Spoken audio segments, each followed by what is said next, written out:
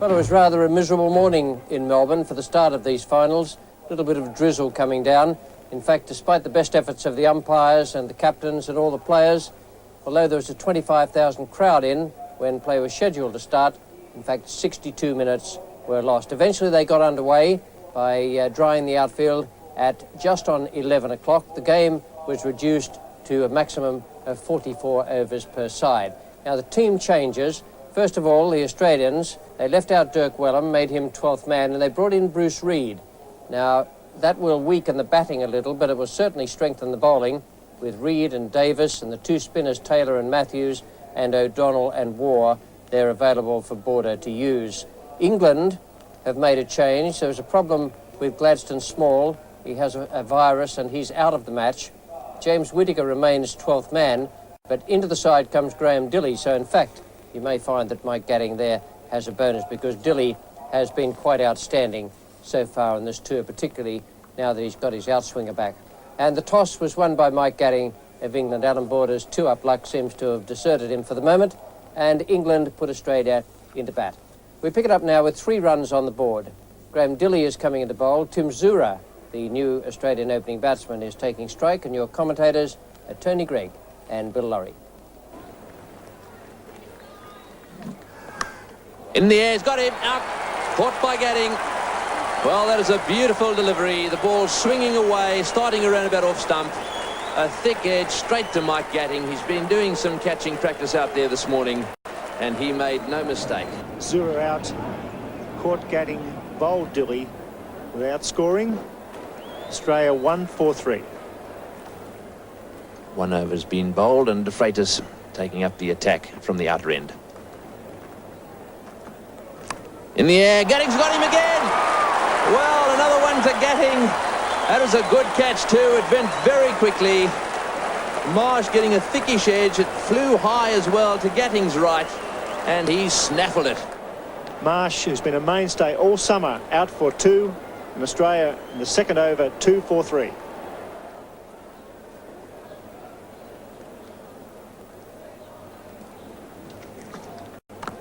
Good shot. Lovely shot.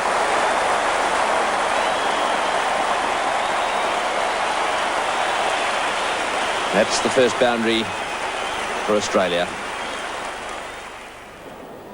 We're in the 9th over. And here's Dilley.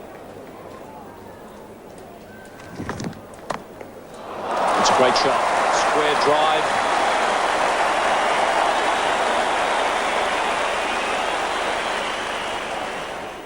Neil Foster now comes on to replace Dilley. Foster is in the side because Gladstone Small wasn't fit. Oh, that's a fine shot. He doesn't even bother to move. He doesn't have to. It's Ian Botham.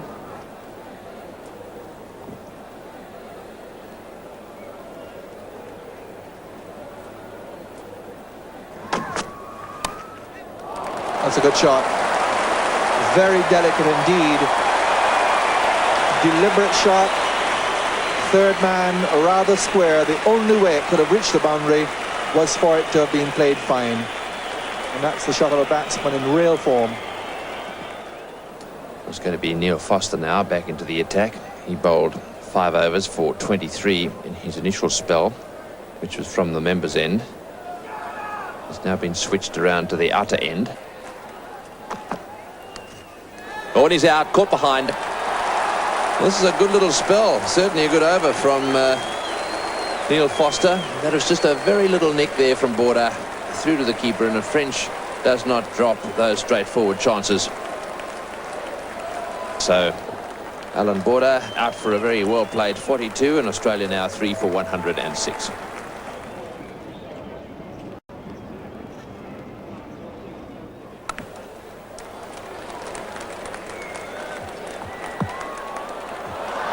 Well, what a mix-up. So there we have got a very bad run out. Greg Ritchie was looking to go back, stranded halfway down the wicket. Dean Jones almost stayed in his grounds. Ritchie, disappointment again. Struggled to really get a big score. And Australia are 4 for 134.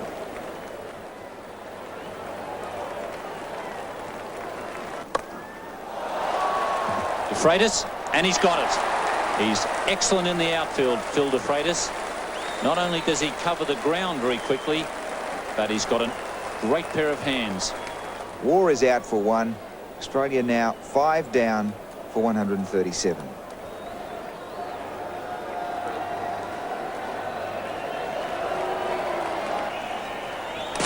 Botham, comprehensively bowled, once again backing away. There may have been a bit of bat in that, I'm not too sure, but there's no doubt about the fact that Dean Jones, having played pretty well, is on his way back to the pavilion, having made 67. Why on earth would he want to do that? Only going to get a single for it down to third man. So Jones is gone, 67. Australia 6 for 146 in the 38th over. Dilly back into the attack.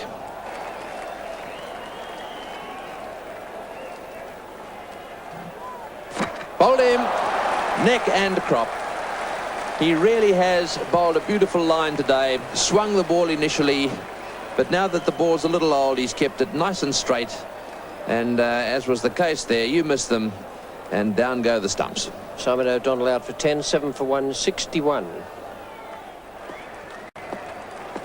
After this over from Dilly, de Freitas will complete England's stint in the field.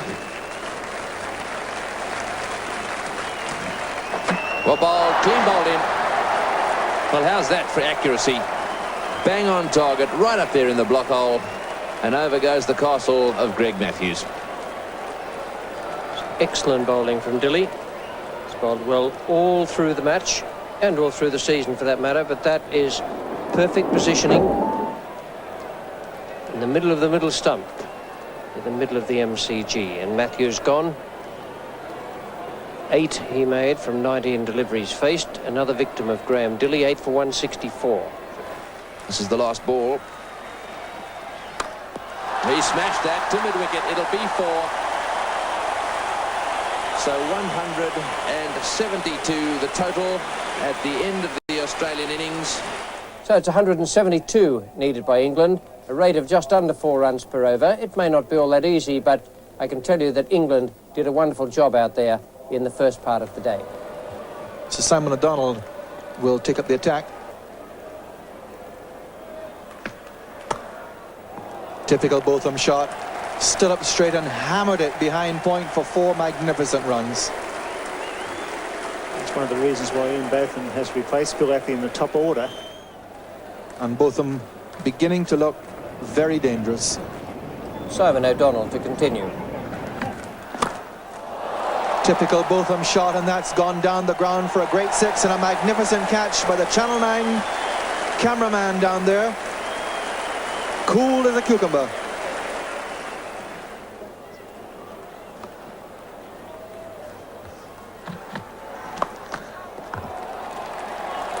And this is Botham just about going mad now.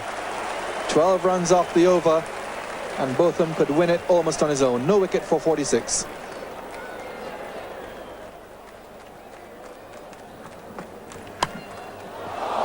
Well, there it was. Just too wide for Alan Border to haul it in. And another boundary for Botham.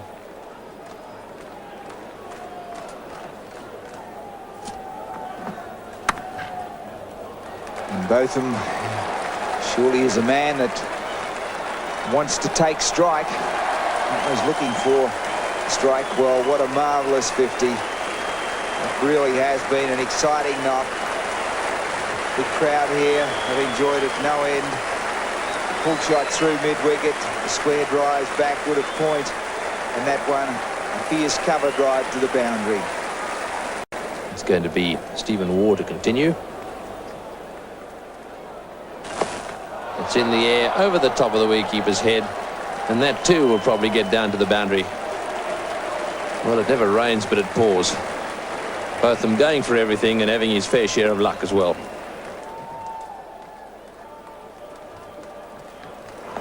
Oh, he smashed that one miles as well. It's gone down towards the long boundary. It'll only bounce about 5 times before it goes into the fence down there. That was a real powerhouse lofted cover drive. No wicket to 480. Now Stephen Waugh. As we see that one there, put away, dispatched beautifully to the mid-wicket boundary. And what a fine shot. Well, he's now scored 15 boundaries alone. That wasn't a very good ball. Short delivery there from Stephen Waugh and dispatched away to mid-wicket with all the ease in the world. Matthews is being brought into the attack. He's got a lovely big ground here. He's replacing Reed, and he's going to be bowling to Botham, who's on 71. Well, the question is, where's Botham going to try and hit Matthews? He's hit that down the ground. It's in the air. He'll be out first ball, I should think. Caught down there by Marsh. He's got it. He's out. Caught by Marsh down on the boundary. So Botham straight away deciding to try and smash Matthews out of the attack as well. It went high in the air. Marsh came in and made no mistake. But a standing ovation here at the MCG for Ian Botham. A fine knock, 71, 11 boundaries, just 52 balls. And the first England wicket down with a score at 1 for 91 in the 15th.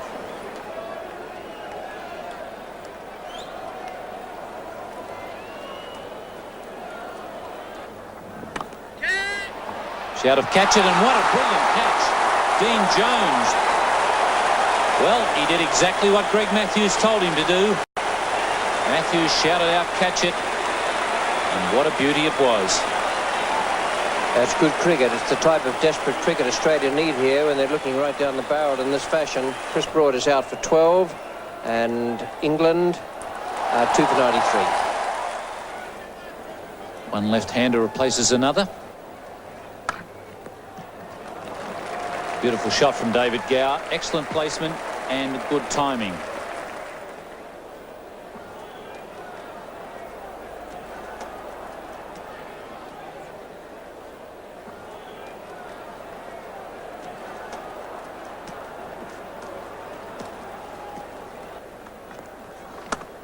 It's in the air. It's over the top. That's 4 runs. Beats Davis at mid-off. And Gower timing that beautifully. It's his 4th boundary. Still 5 men inside the circle on the offside.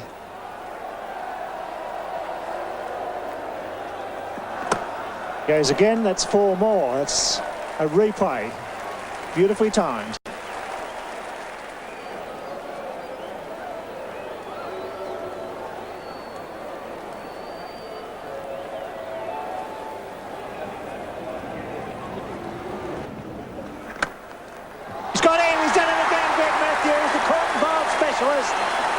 Trying to hit down the ground, out went the hand, it bubbled up and he caught it on the second grab.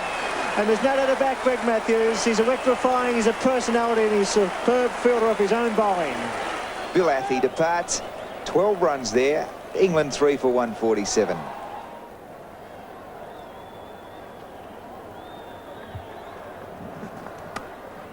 Oh, lovely shot. Through the gap and down to the point boundary. Bruce Reed is coming back into the attack.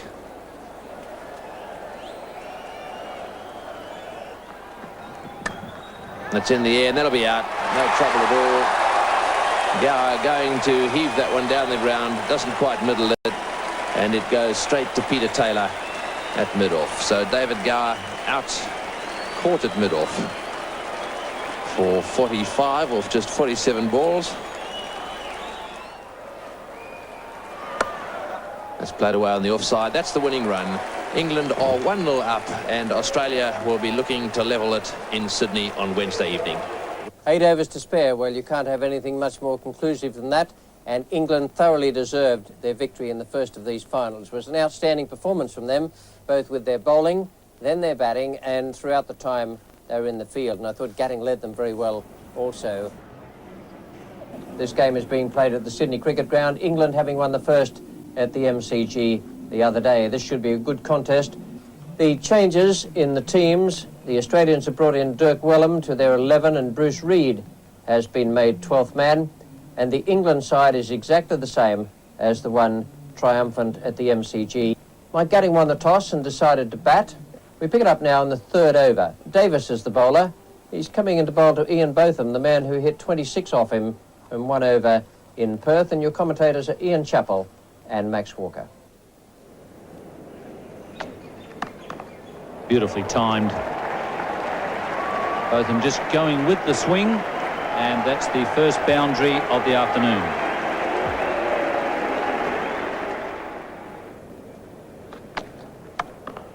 It is again a straight drive, the one that he loves so much.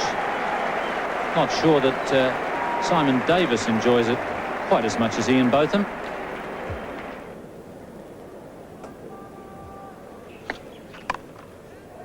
And well caught. War won't be needed. Greg Ritchie has done the job with an excellent catch at backward square. Well, what a brilliant catch. Ritchie just tucked away behind the square leg umpire.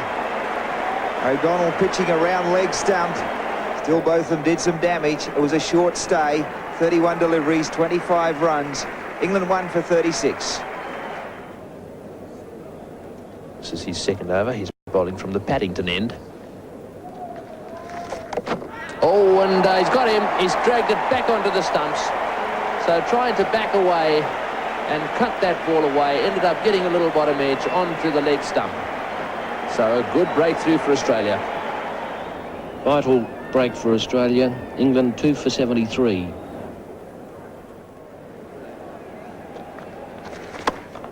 Oh, beautiful shot. Lovely timing, and you can't hit a lofted straight drive much better than that.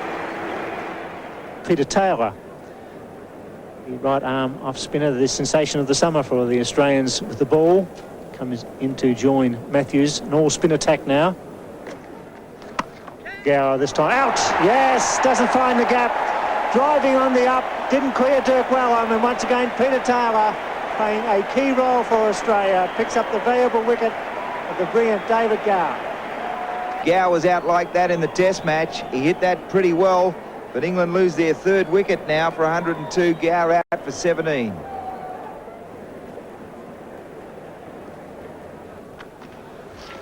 That's a good shot. That's beautifully timed. The last ball bounces, crash into the fence, backward square. That's Broad's 50. The Union Jacks flying high. He acknowledges the crowd, but he knows in his own heart the job's not over yet. There's a catch. Brilliant catch. Matthews the bowler.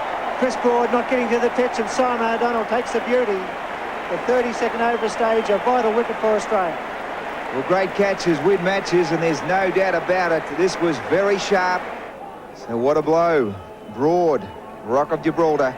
He leaves now. England 4 for 120, but a fine 53 from Chris Broad.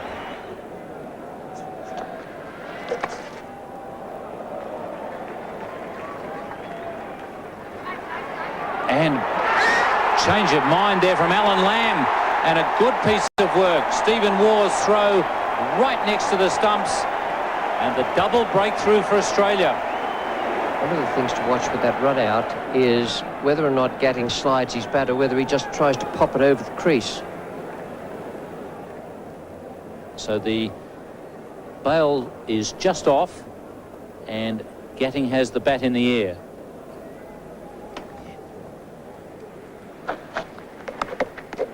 That's gone. Touched it to the keeper.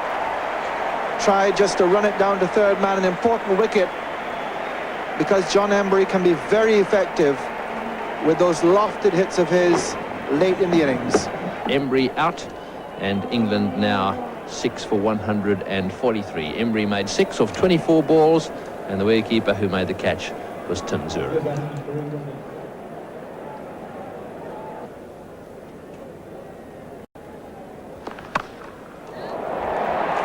Jones and taken.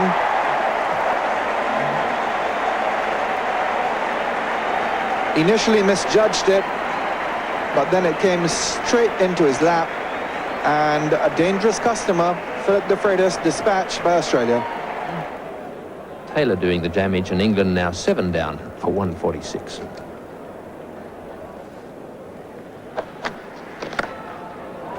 That's down the ground, over the top, 2 bounces into the fence for 4. So Lamb beginning to get a bit aggressive, much to the delight of 1 or 2 who have taken a sickie to watch the afternoon's play. Big appeal, and he's got him caught behind. That is a good delivery from Simon O'Donnell. It was a little bit too close to the right-hander for him to go for the cut shot. However, he did, and he got a thick edge, and no mistake from the wicketkeeper Tim Zura. Out for 35, England 8 for 170. Simon Davis will be brought back into the attack. No wicket for 40, his figures. That's up, and waiting for it to take the catch down there is Peter Taylor. He hasn't missed much since he's come into this Australian team. Very safe pair of hands. And Neil Foster goes as England continue to struggle. And that's the end of Neil Foster. Out for 7 off 16 balls. Taylor the catcher.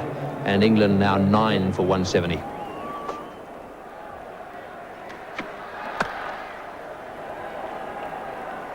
So just the single off the last ball. England finished 9 for 187 from their 50 overs. 9 for 187 England, with Chris Broad top scoring with 53 and Alan Lamb 35 from 39 balls faced. So the Australians start off. It's 188 to make. The Australian captain and Marsh are at the crease, and it's a rate of 3.76 per over. Excellent shot.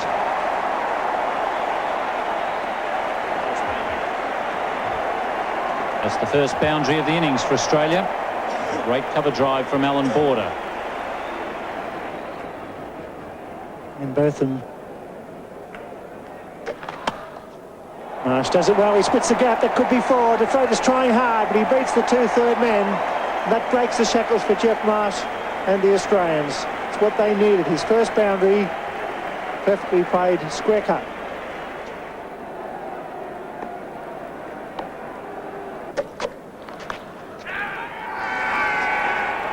First breakthrough, Botham does it. Inside edge from Border, looking to run it down to fine leg. And Bruce French has taken the catch, diving a little bit forward and to his side. 1 down. Australia 1 for 55 in the 19th over. Yes, Australia will want to get that graph over the top of England should it rain. Anyhow, they're behind at the moment, but they've got some wickets in hand. Oh, big appeal. He's got to be close. He's got him. LBW. That was plumb.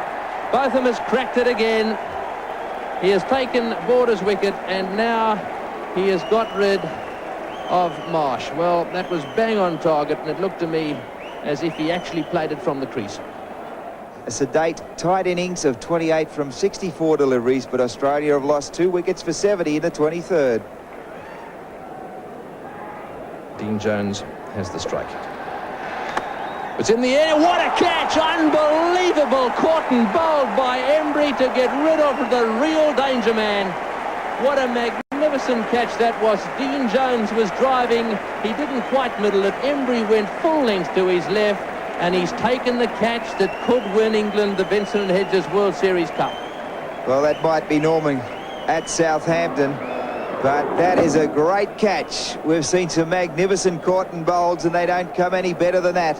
On the left hand, he's a right-hander, and what a blinder. He's taken them in the outfield at long on. He's taken them in the gully, and off his own bowling, he's dismissed the chance of a lifetime. Dean Jones out for 13. Australia 3 for 72. I clearly see that Botham is struggling with that foot injury of his.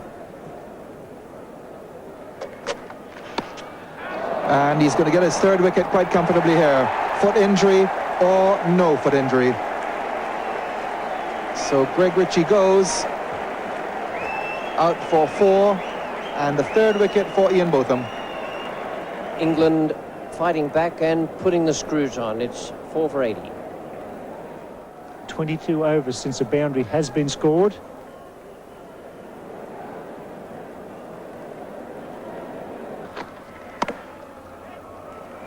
Third man, Foster was slow to move. They're coming. They'll be close. He's out. Yes. Good return. I thought Waugh had it covered. He doesn't want to go, but is judged run out by umpire Dick French. Foster took a while to get rid of the ball, and it looked like as if Waugh was going to make it, but he must have been just short. Certainly a line ball.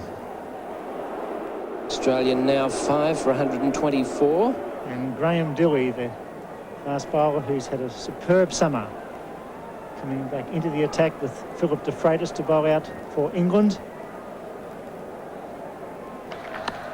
If that's a 4, that's Dirk Wellham's first boundary. It just eludes French, but that's what counts. That's what's needed. 33,000 fans roar their approval. Wellham, with no power in front of the wicket, gets the edge and it races away for 4. First boundary for 23 overs, scored by Dirk Wellham. And he's gone. 6 for 135 as de Freitas picks up Wellham.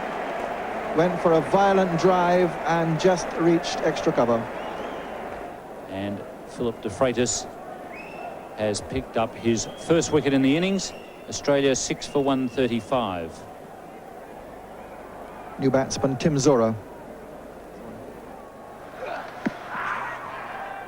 And he's out. First ball. Walking across the crease. And Philip de Freitas has picked up 2 in 2 deliveries. Zura walking across his stumps there, looking to push that one away on the onside. He's out for a duck. And the 7th wicket is down now for 135. Philip de Freitas, who has had such an outstanding first tour for England, on a hat-trick, having taken 2 wickets with the last 2 balls of his previous over.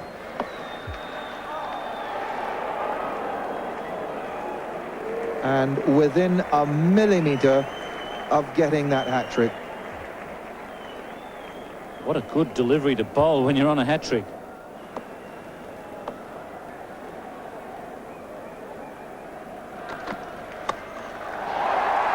Tremendous hit. That's 6. That is a remarkable hit by O'Donnell.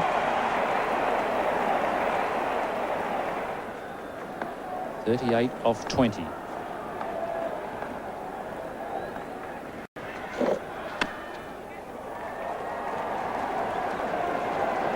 I'll look for a second here and have to hurry. Broad is on top of the stumps. He's gone. Lovely return from Gladstone Small, and Broad taking the position which the keeper would normally take because French went after it.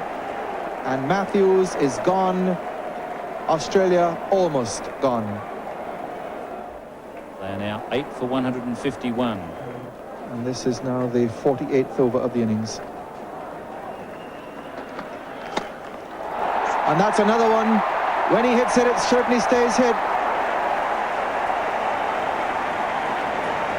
That's a stroke of which Viv Richards or Ian Botham would have been proud. Absolutely straight back overhead for a great 6.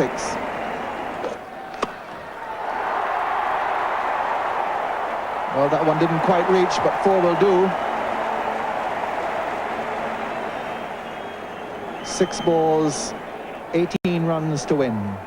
Peter Taylor to face Neil Foster, who's come back. They've got a short point and a mid-wicket trying to keep Taylor on strike. And a bit of a fumble gives him the opportunity for 1. O'Donnell will be on strike.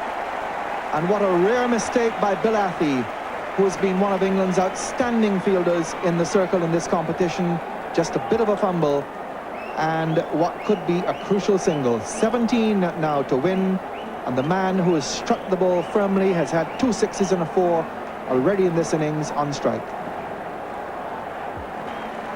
O'Donnell 32 of 22 balls so far. He's got an edge onto that. He'll come back for the second.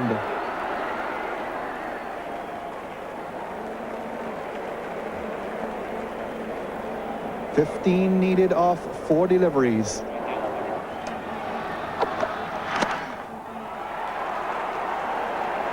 They'll have to come for the second and they'll have to hurry. They're home. Keeps O'Donnell in strike. but Australia's hopes dwindling with every delivery that doesn't produce a boundary.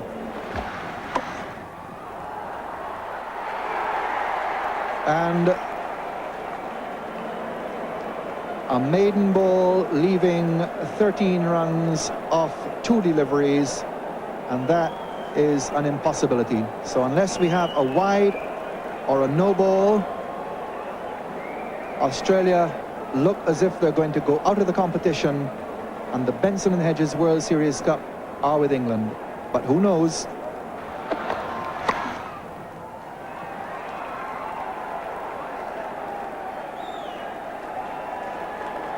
So the last ball comes around with 11 runs needed. England, the smiles tell it all on the faces of Graham Dilley and many of the players.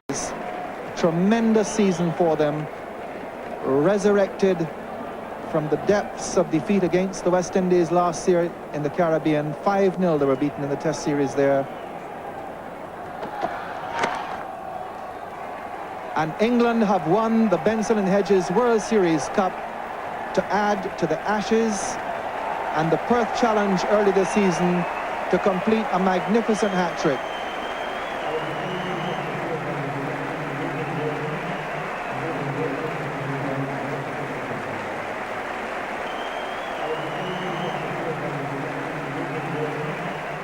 A splendid victory for Mike Gatting and his men.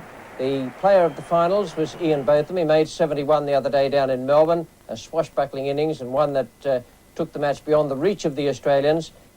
So the World Series Cup goes to England, and here's a picture of a happy man. The Ashes retained, the Series won, the Challenge won in Perth, and now the World Series Cup. So he should be smiling. It's been a terrific performance from Mike Gatting and his team. They've played very good cricket all the way through, and they've been wonderful winners.